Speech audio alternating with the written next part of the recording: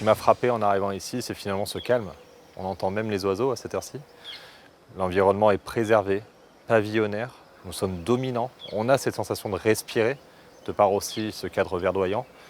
Et réellement, avec l'architecte, c'est ce qui a animé finalement notre réflexion dès le départ, en se disant qu'il était nécessaire notamment de faire la part belle aux espaces extérieurs. La première idée, c'était de faire quelque chose d'élégant, mais surtout de concevoir des appartements avec des grandes terrasses. C'est un bâtiment qui est fin, qui est long, donc ça lui procure déjà d'emblée une certaine élégance.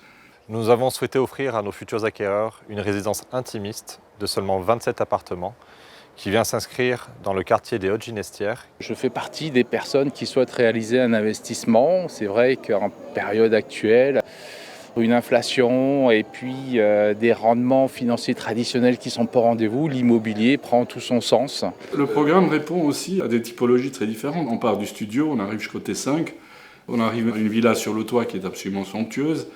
Quand on n'a que 27 logements, il y a de fortes chances que tout le monde s'approprie le bâtiment et qu'il y ait une harmonie de vivre ensemble qui va s'instaurer. On a acheté un appartement au Horizon Marine et nous sommes contents d'avoir été suivis par Julie, la commerciale de votre société.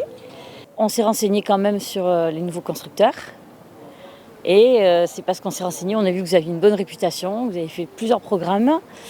On a décidé de signer avec vous.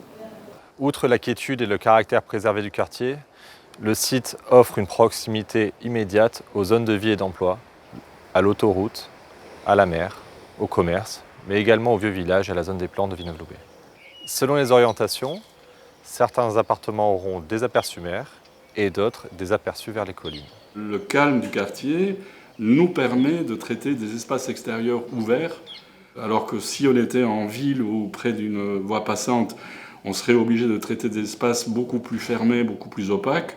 Donc on perdrait en qualité de dégagement visuel. Et avec mon collaborateur Fabrice, qui est architecte et qui a beaucoup travaillé sur le projet, on a inventé, entre guillemets, des lignes qui se brisent légèrement et qui font un changement de rythme. Il n'y a pas de balcon qui soit complètement horizontal et lisse.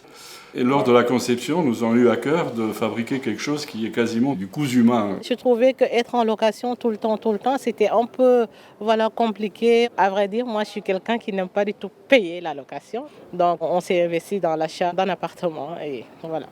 Les Terrasses du Soleil offrira à ses futurs résidents des appartements fonctionnels dans les premiers niveaux, des espaces plus généreux dans les étages élevés, ainsi qu'un appartement en toit-terrasse offrant un panorama exceptionnel sur la mer et la marina. Parce qu'en plus de réaliser un investissement qui va produire au travers de loyer une forme de rémunération, on va avoir un capital qui sera maintenu parce que la pierre c'est une valeur sûre. Voilà.